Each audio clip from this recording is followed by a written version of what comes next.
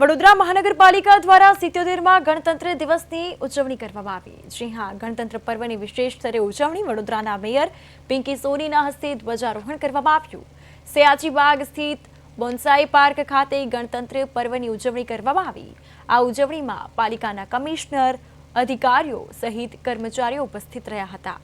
પાલિકાના હોદ્દેદારો સાથે વિપક્ષના નેતા અને નાગરિકોએ તિરંગાને આપી સલામી।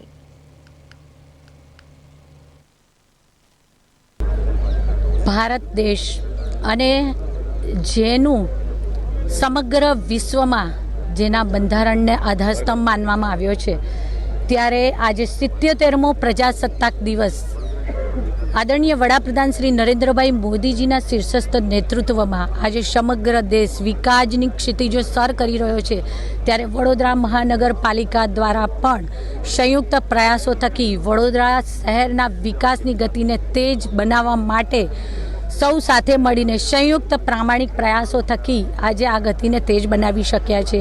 પ્રતિવર્ષ 26મી જાન્યુઆરીએ પ્રજાસત્તાક દિવસ નિમિત્તે ધ્વજવંદનના કાર્યક્રમનું આયોજન વડોદરા મહાનગરપાલિકા દ્વારા કરવામાં આવતું હોય છે। વડોદરા શહેરના